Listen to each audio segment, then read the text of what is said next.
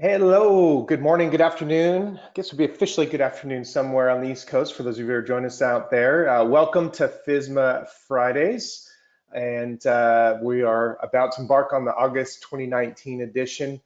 We are glad you are here.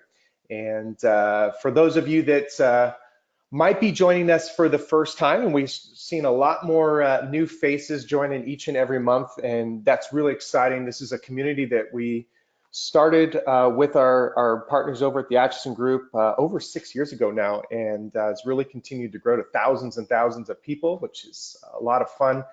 And the initial idea behind this was just to create an opportunity to share FSMA related news, the reg changes, the updates, what's happening, what's going to be happening, and talking about trends and strategies and that sort of thing. But one of the other really great opportunities is not just to have an informal setting to kind of come together and make sure we're up to speed on things, but also an opportunity to ask questions of some of the best in the business with our friends over at the Atchison Group. And so we have joined forces to continue to put this together, and we continue to modify and tweak and try new things. And we're evolving to areas a little bit beyond just FSMA and trying to hopefully bring some value to you each and every month that you join us.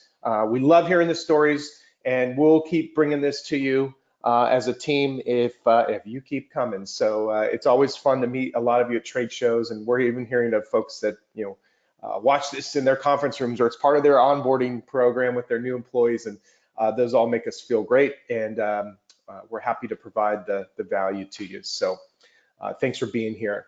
So agenda, some housekeeping stuff as we get started here. One is, one of the best things, as I mentioned about this thing I enjoy the most, is the ability for the Q&A. So we will kind of open up with a quick update. We'll get into the topic of the day, which today we're going to be digging into the Voluntary Qualified Importer Program, also known as VQIP, because we can't have enough acronyms in this industry, right? And then we'll follow that with the Q&A. So just keep that in mind in terms of our format today.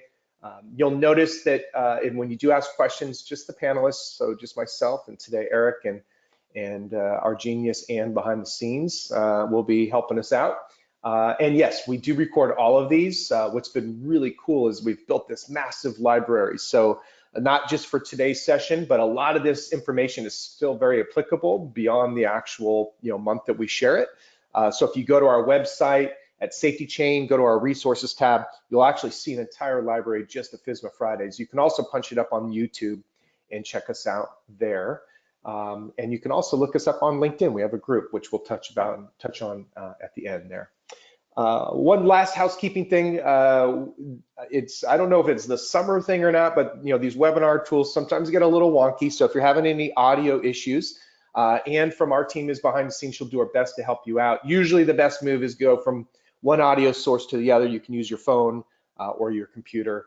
I've given up trying to determine which one's the best. So use what works best for you, and we'll do our best to continue to help you out here. So with that, want to bring in our special guest today, and he hasn't gotten tired of me yet, right? We've done a couple things here lately together. So Eric Edmunds, he's the Director of Food Safety over at the Atchison Group. Busy guy, just flew back in. Actually, for those of you that might have been on our Beyond Compliance webinar, he was our special guest this week as we talked a lot about cannabis, but today we're going to shift gears. So Eric, can you hear me okay? And welcome. Yeah, I can hear you just fine. Thanks for having me, Brian. Awesome. Well, we're glad to have you back again. This should be a good, interesting topic. Before we dig into that, we always like to take a little bit of time out to just touch the brakes and see what's happened in the world of the actual regulation around FSMA. So I don't know if there's any buzz around your office right now, but anything you guys are talking about or hearing about from your end?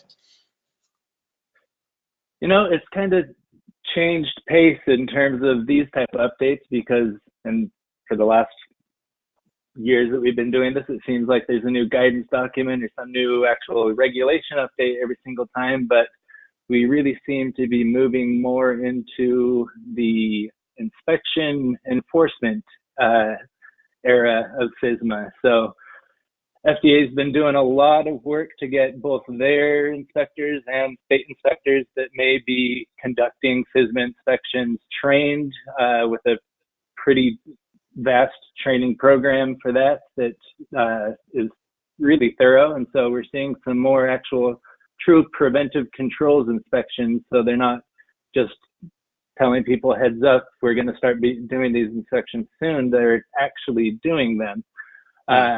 And we've seen a little bit of input and feedback about areas where preventive controls are being properly or not properly identified by different clients and people out producing the actual food.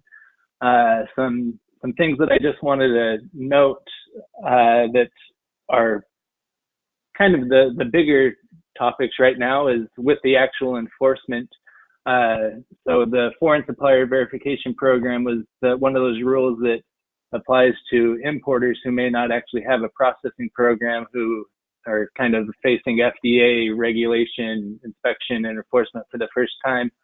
And so they had kind of a longer educate before you regulate timeline than most processors. And we've actually seen the first FDA enforcement action in regard to an importer. It happens that this one also involved a recall that they eventually issued a warning letter as well for a person importing tahini out of Israel into the United States that had a food safety issue. Other than that, the produce rule, one of those big topics has always been the water quality testing requirements. And although FDA hasn't put in any direct action to, I guess, speed up the delay on the enforcement of that, they have been really active in testing and sampling different produce items. The big ones being right now, a large sampling assessment and review of basil that's imported from Mexico, and actually releasing warnings saying consumers probably shouldn't eat this if it comes from this certain area of Mexico or producer in Mexico. And then touching on the romaine outbreak from last year, FDA actually went through and did a really thorough sampling procedure of a different romaine that they tried to get a lot of different growers and areas, well, focusing on the Yuma, Arizona region specifically, that they went through to packing houses and cold storage areas so they could get a sample from the most amount of growers with the least amount of, I guess, input in terms of resources and everything. And the nice thing about that is they actually have seen that there's good work being done apparently, because out of all the sampling, they had 0 salmonella positives, and they ended up with great. 1 S-Tech Shiga toxin producing E. coli positive, but in further testing, it revealed that it wasn't actually a pathogenic form of that E. coli. So yeah, they're out there and they're really getting down into the nitty gritty of trying to make sure that companies are really properly implementing these programs. So while we're not to the finished timeline from FDA, we are getting to the point where they are actively inspecting and expecting compliance from companies from all aspects of their rules. Well, that's good. Well, I think we've certainly, you've been sharing this for months, right? About this time is coming and now it's here, but it's good to hear that people are prepared. So that's, I think some good news, and we'll take it. So thanks for covering that. And as always, if there's anything specific that you're curious about with regard to the reg changes and the documents that are being released, that sort of thing, that LinkedIn group we talked about is a great opportunity to share some questions. We'll make sure to get to the tag team prior to these so they can be prepared to share a little about it. But with that, let's kind of shift gears over to kind of the focus for today, which is about this voluntary qualified importer program. And I think you're going to take us, you put together a few slides, just kind of show us how it works and some of the things that are involved and some of the questions you're starting to hear around that. So I'll let you go ahead and take us, Eric, through a few of the slides that you had prepared here. Okay, that sounds good. So yeah, we decided to touch on the Voluntary Qualified Importer Program, or VQIP, VQIP, this time because a couple months ago in July, FDA actually released the user fee for this program, and there's an accompanying program with a third-party certification body that I'll touch on at the end, that there's some user fees that has been released with that as well. The most important aspect of this, it's voluntary. They're created from the same FSMA regulation, but providing a way for companies to participate with certain programs to speed up the import of any foods that they may have. So they announced the user fee this time for the 2020, 19 to 2020 session is $16,681, effective more or less immediately after they released it in July. And it involves an online application that allows you to participate in it. And any company that's importing can elect to participate in this. And that's just kind of the general reason that there's an actual fee announced that we decided to touch on it. But what you get for that fee is what I wanted to touch on a little bit more. So, as I said, voluntary program that provides some benefits for speeding up your ability to import foods from around the world. So the real benefits that you're getting from is the quicker, easier entry. So typically there's some import inspection or an opportunity for FDA to stop the import and hold it up for a little bit to do sampling or testing or inspect the product. They use kind of it's called their PREDICT system. It's a risk-based evaluation that determines when and how often they're going to stop up an import and look into it a little more thoroughly rather than just allowing it straight through. And this participation in the VQIP program basically helps you avoid any holdups when you're importing the food. So in terms of limited examination and sampling, they basically say they're not going to hold your product for sampling and examination. They'll let it straight through. Of course, there may be some situations in which they do hold it up, just trying to get some statistics on exactly what the microbiological risk or risk of the food product could be, and they'll always not a total get through free card, because there's always some small percentage that they'll want to look into to make sure there's not any underlying issues with the food product. With that though, with the import, you actually get to, if they do elect to decide, you can basically provide your input and get an idea of exactly where it will be sampled. So there's as small of a holdup as possible. And FDA will work with you on that to identify a preferred location for the importer where they'd like to be sampled, and FDA will help with any issues that may be coming through with the Customs and Border Protection to make things quicker. And the other bonus of that is for people not participating in the program or participating in the program, if they do elect to actually sample your product and look into it a little more, you basically get to cut to the front of the line for any testing. So you'll basically a fast pass through to get FDA sampling results faster than everyone else, and potentially if you're not on the list, you could be held up by other samples coming through a little quicker. So there are some things that you need to do to actually participate in the VQIP program. The first being an application and a paid user fee that I mentioned, the $16,000 fee. And the application is really just an online portal that you go through and register in a certain timeline. But as a company, there is some background that you need to qualify for in order to actually have a successful application. First, you can't just be a brand new company decided to bring things in and cut to the front of the line. You need to have a history of importing food And with that history, FDA goes through and is able to evaluate how you performed in the past and whether they think you're an adequate importer for the expedited entry.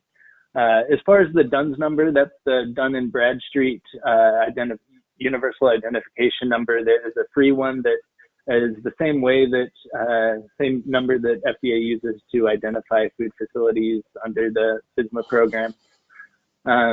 They'll do the application. They'll kind of go through your the filer, the person filing the import documentation.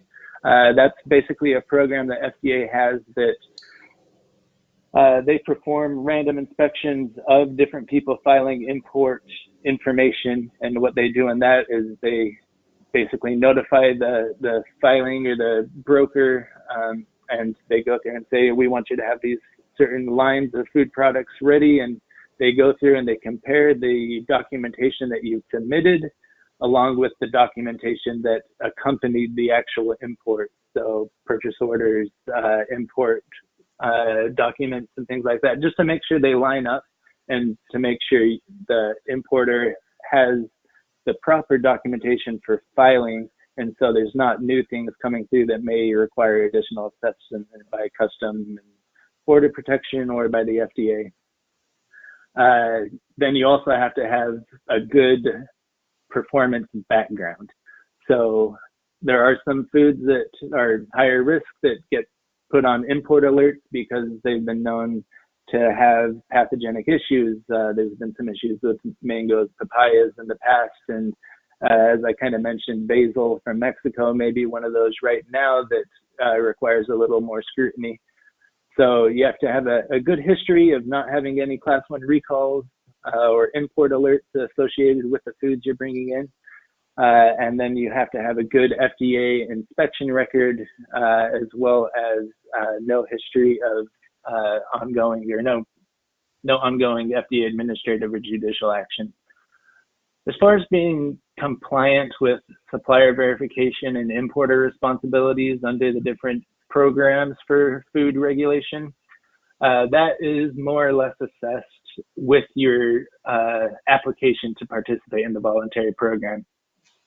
They'll go through and just make sure you have good quality specifications and good programs to assess and review the foreign supplier and the food product that you're importing. And along with that, there can't be a history of, I guess, issues with Customs and Border Protection. So if you haven't had any penalties or forfeitures or sanctions related to food safety or security of any of the FDA products that you're trying to import, then you'll be through that checkpoint as well pretty easily in the past 3 years. The next and the final checkpoint that kind of segues into the third-party certification program is you have to have a current facility certification for each foreign supplier from which you want to import these identified foods in your application. So what that ends up meaning is going to be on the next slide as soon as I advance it.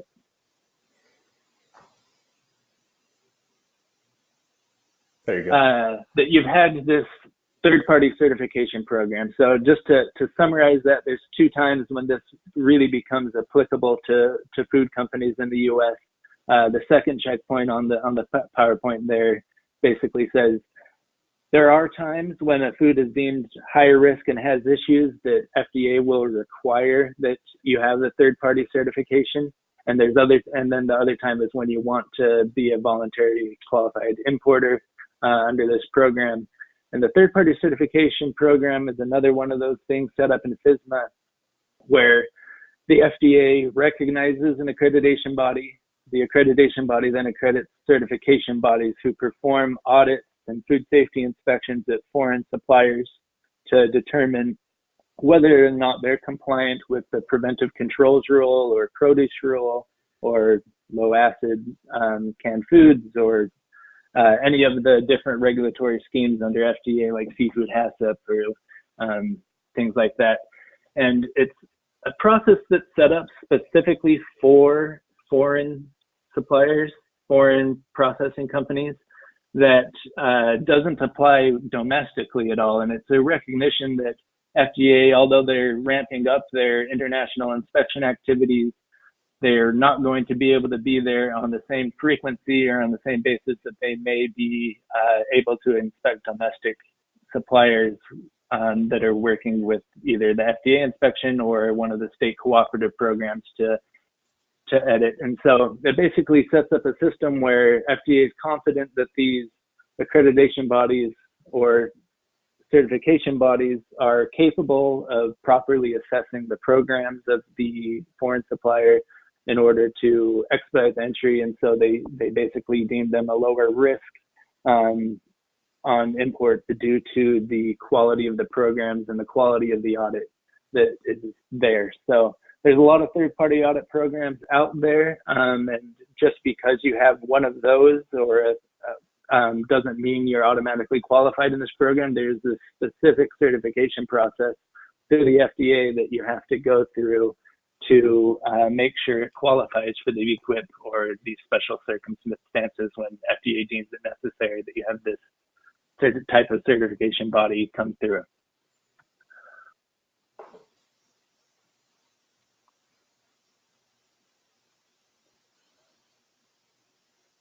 Okay, and within the FDA website, they do keep a pretty thorough documentation, and they always announce whenever there's new accreditation bodies or certification bodies that are allowed to do these sort of things. I just included the web links here because I'm not going to go through the entire list. And basically, both of them include the name of the accreditation or certification body, an email address to contact them, and then the scope for which they're approved by the FDA or their accreditation body. So some of them are only approved for produce rule, some of them only for seafood hazards or for preventive controls. And so if you're looking to participate in this program, you really want to make sure you're working with a certification body that is actually qualified to give the certificate that you're looking for the food product or process that you're looking to come through. Along with that, it maintains when the company was approved and when their approval expires per the FDA regulation, which just helps you maintain oversight over exactly what is happening there.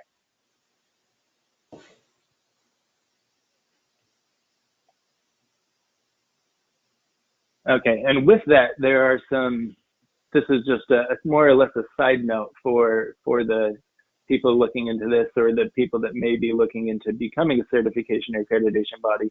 Along with those fees that the FDA announced for participation in the VQIP program, there are specific fees that they charge for these certification and accreditation bodies. So an initial application fee for either of them that wants to work directly with the FDA is a little bit higher than that $16,000 with the $41,328. And then, although the accreditation bodies typically have an approval time period of about 5 years, certification bodies have around 4 years. They do have an annual fee to make sure they're still within the FDA program and FDA conducts any additional review that may be necessary to participate. So those are the fees that have been established just in July by FDA for both the VQIP and the third-party certification groups. And just wanted to give everyone an update on that and let them know about it in case they're looking into having this expedited import and have the ability to kind of cut in front of the line on the imports and FDA overview. Sounds good. But I liked your phrase better, Eric. I think, what'd you call it? The FDA Fast Pass. I think that could be a thing. I like it. Yeah, it's taken. I think they'll enjoy that phrase too. So we do have a few minutes for questions. We've got some coming in. So Eric, maybe we'll dive into those if you're good. Yeah, that sounds wonderful. All right. So first question is, and you might have just touched on this in the link, so this might have come in just before that, but it asks, where can we find which audits the FDA recognizes? Is that within the links that you shared? Yeah, within those links. So you can either use those once these slides get posted, or it's pretty easy just to search on the FDA website for exactly what the company name is, and it even provides you an email address to contact them directly and categorizes what they're qualified to certify. Okay, perfect. Yeah, and we'll as Eric mentioned, obviously there's a recording being done. We will also post the slides, which will have the hyperlinks. Those are pretty long, so we don't expect you to try and scribble those down. And maybe we'll try and get those also up posted on LinkedIn today as well, if that saves you a little bit of searching. So perfect.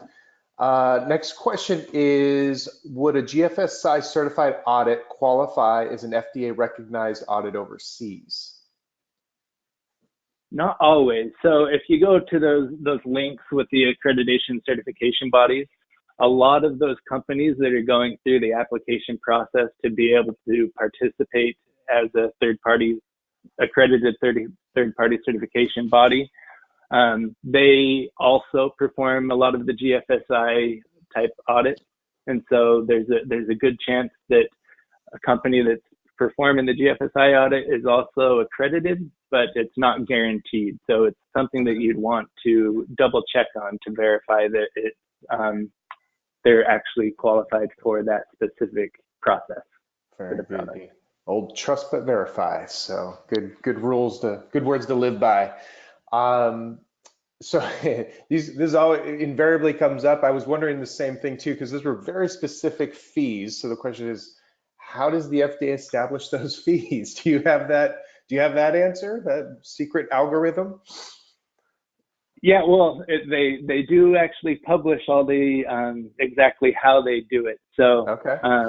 It's a process that they explain in the Federal Register when they release the fees, which they basically go through and account for the total cost it takes FDA to employ a person on average, which I think ends up being around $160,000 a year, and that includes office rental and supplies and things like that.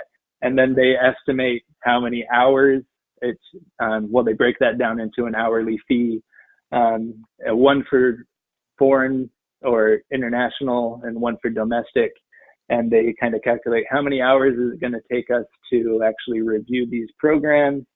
And then they assess the fee based on that. I think it's typically, if I remember right, it's right around $240 an hour or something like that is what they would typically charge in these situations when some international travel or something may be required, because it includes both administration of the program, review of the documentation, and any potential on-site evaluation that FDA may have to conduct, and how many hours they think it'll take them to administer the program.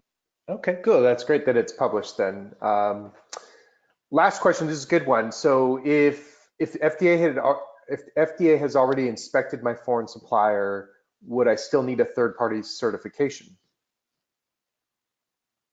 That's actually one that I find really interesting. Yes, you would still need a third-party certification. Even if the FDA has personally inspected a foreign supplier, it somehow doesn't meet the same requirements or applicability as the third-party certification. So, and another important note on that is the third-party certification has to happen on an annual basis. So it's not a one and done. You have to do it every year, regardless of if there's been an FDA inspection or not. Okay, that's good. Interesting. Well, perfect. Well, Eric, thank you again for being back. Always good to have you on, and I'm sure we will grab you again before too long. So don't get too comfortable, okay? But thanks for the update. I look forward to it. You got it. We love having you. Few resources, as always, as I mentioned, we've been collating this awesome library of FSMA Fridays content. So check that out on our website. Obviously, we have a lot of other fun stuff going on there. If you're looking for how to implement this into your programs using technology, that's where we do our best work with our food quality management software. And you can learn more at SafetyChain.com. AtchisonGroup.com, tons of great content there as well. And probably the fan favorite is the tag newsletter. So a lot of what you hear us talking about in the opening, you'll get actually straight from the source there. And so you can stay up to date with the team. And I mentioned our LinkedIn group. So if you search before you hop off today, go over to LinkedIn, look for FSMA Fridays. It's an open group that will love to have you join, and we will post links, and it's also a great place to share questions that you have prior to these events or follow-up that we'll do afterward. And we will get together again. Hard to believe, September, wow. But next session will be September 27th, and we'll welcome back your colleague, Cameron Prince. One other thing I did want to touch on that's really becoming fun, we're seeing more and more of our mutual customers using these, and we want to make sure people are aware this is available out there, that we've built a tool together. So we've talked a lot about strategy and the tactics that the TAG team uses out in the field, and we've talked a lot about technology that we use to help with food safety and quality. And we came together to build this tool using the best of both worlds for supplier risk assessment. It has been really fun to watch this thing grow and see it being implemented and really making an impact. So you hear the TAG team talk a lot on these sessions about the risk, as we all are keenly aware of as it relates to our suppliers, and this is a really powerful way to manage that. So if you want to check out more, watch a quick demo, you can go over to info.safetychain.com/tag, and I think you'll like what you see there. So again, thanks to everybody for being part of the community and making some time on a Friday to join us, and we will look forward to seeing you next time. Have a good one.